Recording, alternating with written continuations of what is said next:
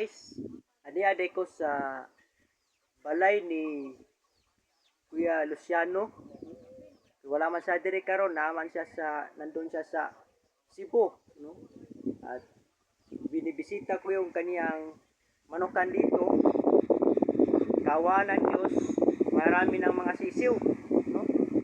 At dumami pa ang kanilang mga alagang manok.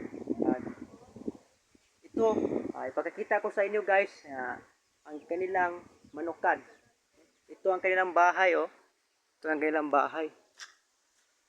Walang tao dito, pero may nagbabantay dito, yung kapitbahay doon sa baba, si Noy Titing. No, ito ang kanilang mga manok, oh. Guys, ang ganda guys, no? Meron pang nasa loob ito, mga piso, mga sisiw. Nilagyan pa ng ng ilaw, no? Dan guys, ganda, no? Yan guys, no? Dito pa rin guys, dito ang kanilang mga, ito no, roster, oh, ang laki ng sunoy, bungaan, no?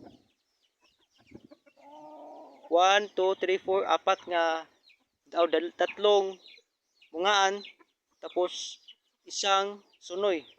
Dito rin isang sunoy, tapos tatlong bungaan, no? Dadami yan agad. Tapos ang kanilang mga piso guys, nandito. Dito, di ba? Ako buksan ko lang. Oh, andito na. No? Big, no? Nilagyan ng ilaw. Ang ganda guys. No? 1, 2, 3, 4, 5, 6, 7, 8, 9, 10, 11 kabuo. Sisiw dito. Tapos dito rin guys. May 1, 2, 3, 4, 5, 6, 7, 8, 9. May siyam nga sisiw.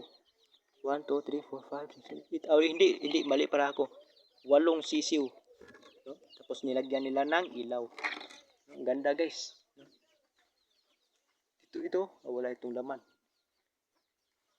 Uy, may sisiw nga nanghihina, oh. Ang ganda dito guys.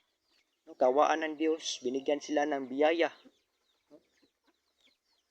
Na may kapal nga mag-alaga ng manok dito sa kanilang pinobreng manukan, no? Ito guys, ang ganda ng lugar nila dito sa ibaba ng bundok. No? Malayo pa to sa nilakaran ko kasi ang aming bahay guys, nandun sa baba. Guys, ang ganda dito guys. Ito ang kanilang mga manukan, no? So guys, dito lang nagtatapos ang aking video sa pagbisita ko sa manukan sa kapitbahay ko nga nandun sa Cebu ngayon, kasi may negosyo siya doon ng tindahan. At itong manukan niya dito ay iba na ang nagbabantay dito.